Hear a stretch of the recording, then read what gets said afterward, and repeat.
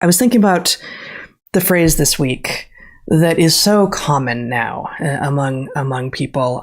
You need to teach children how to think, not what to think. What we should be doing in college is teaching how to think, not what to think. It's something that we used to say, not so much in our classrooms, but we gave a couple of talks at Evergreen's, like, come figure out what you're interested in days.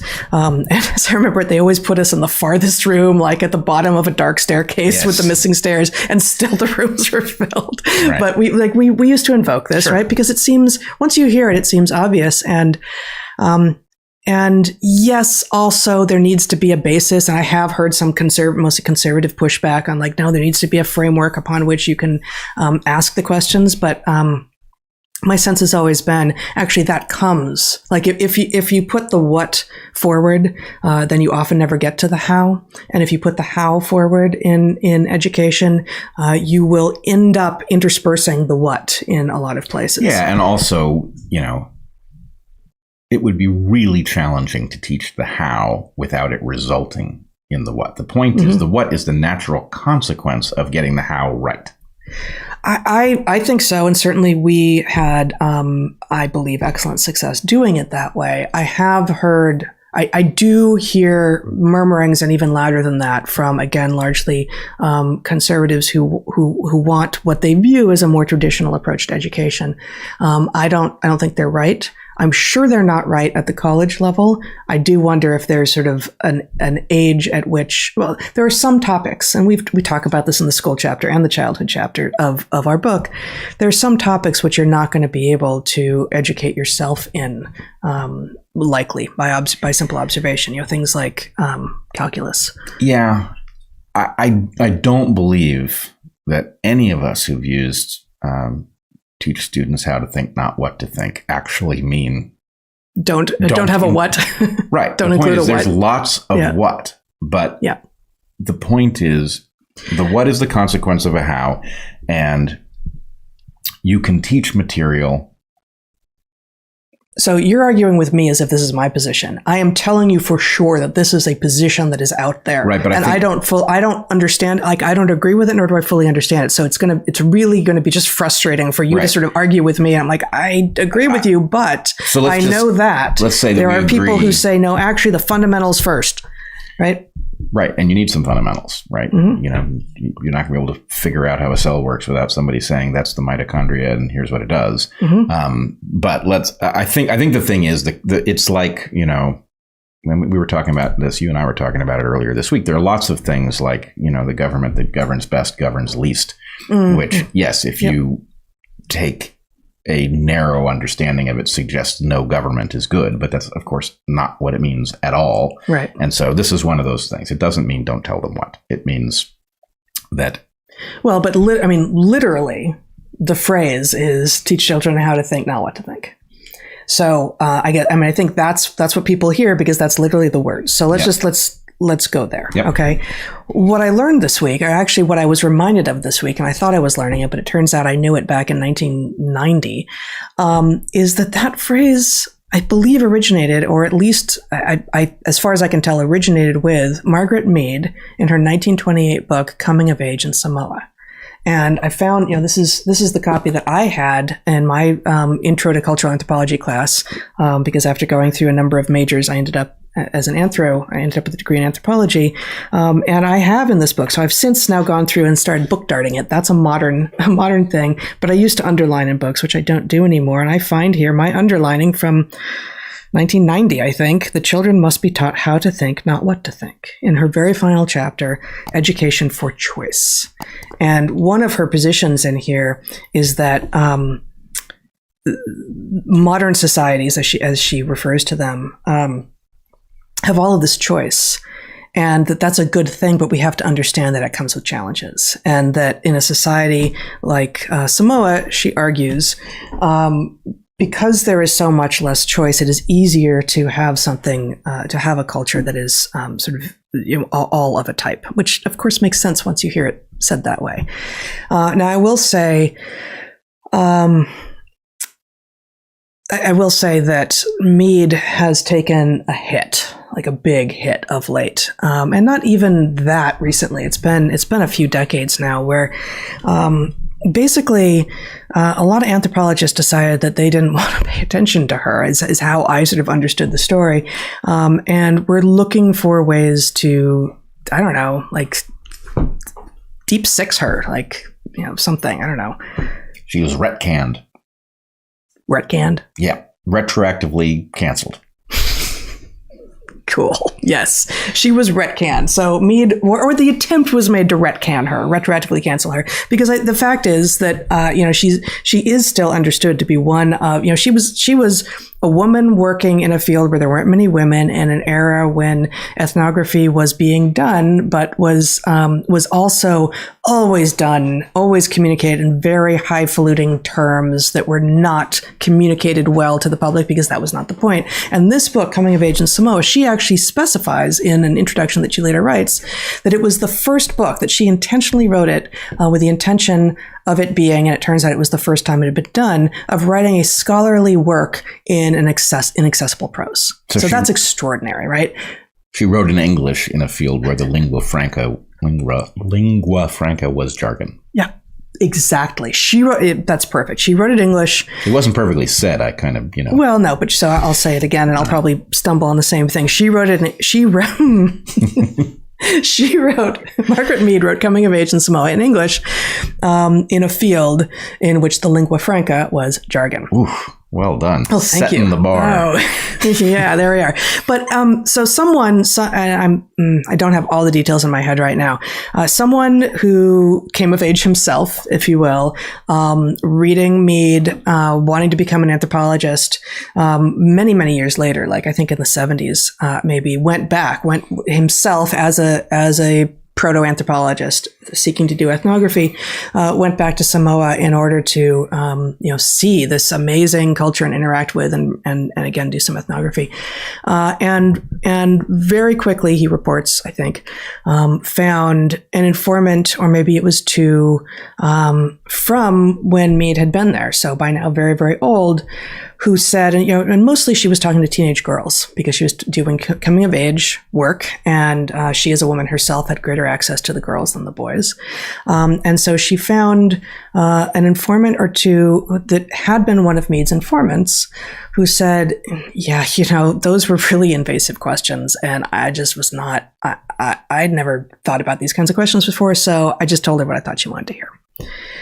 Now, this, even if we take that at face value, as many in anthropology have done, and said, well then, then you can't trust what those informants said. What the leap that is then made is, then you can't trust anything in this book. Then you can't trust Mead. Then you can't trust anything that emerges from her thinking. And those are erroneous logical leaps. So what you find in this book is a certain amount of stuff that she's reporting from her informants. Honestly, I skimmed and reread much of this book this week. I find that now, from my underlining, if that's any indication from back then, some of the least interesting parts of the book.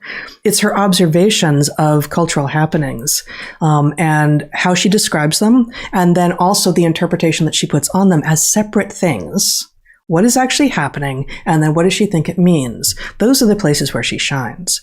And those don't hinge on what her informants are telling her about how they view their own sexuality, right? It just doesn't. So I am still interested in Mead as both an historical and a scientific figure, and in this book as especially her thinking about education, which his entire final chapter is about, and which, as it turns out, is the source of this thing that everyone's got on the tips of their tongues now.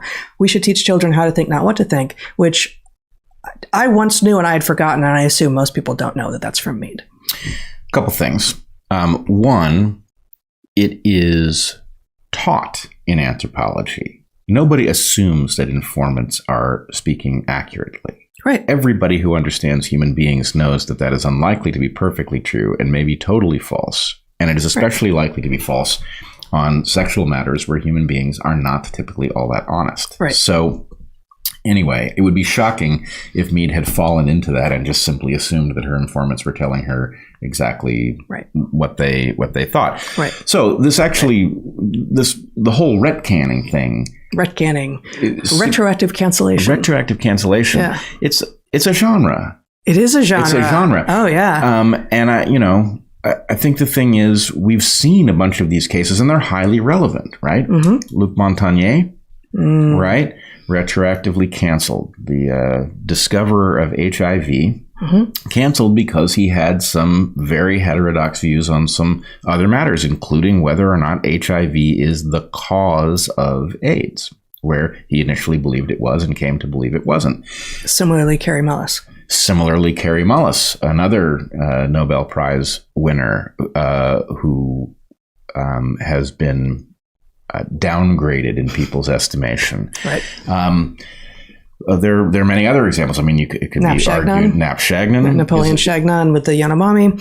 Right. I think this happened to us as we sorted out COVID in real time. So anyway, I think the thing is, it really troubles me, actually. It's one thing if you discover that somebody has engaged in a fraud, right? It's another thing when somebody is doing what they told you that they were doing, and you've changed your mind about how you feel about that, which I think is what happened to us, where it was like, oh, people, they loved us heterodox when we were fighting the first version of woke. Right.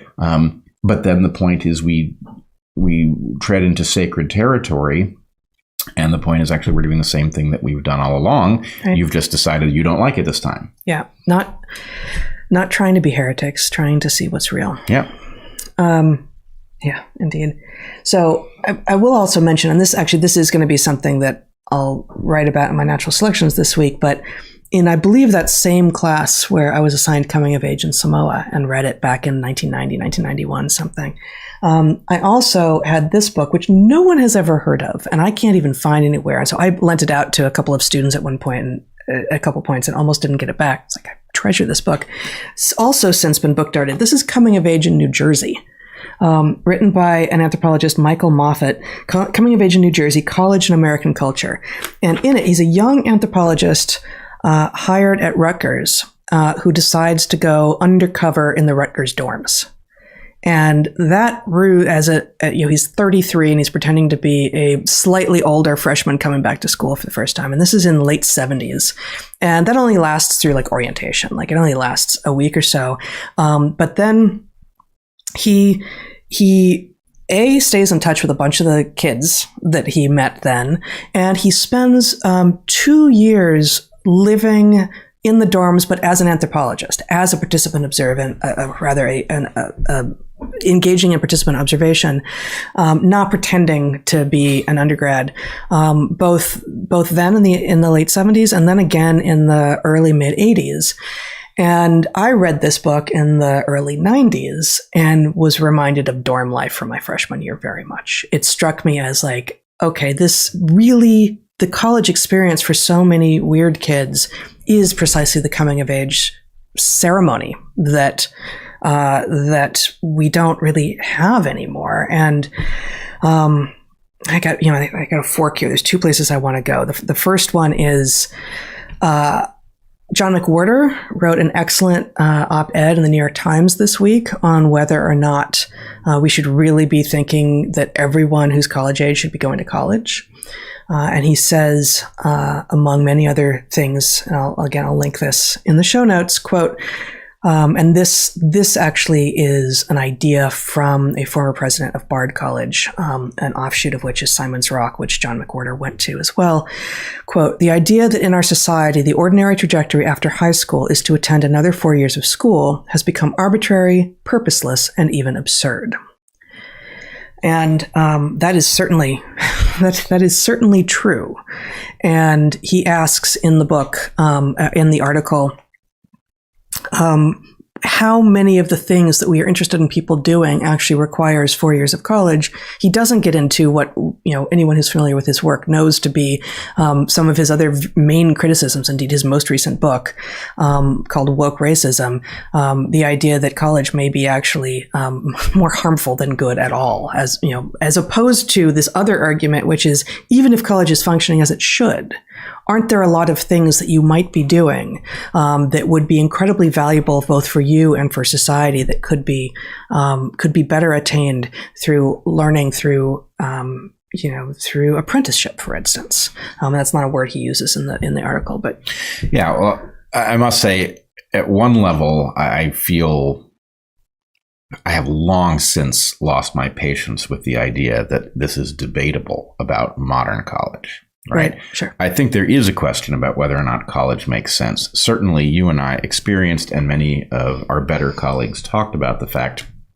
that college had become remedial.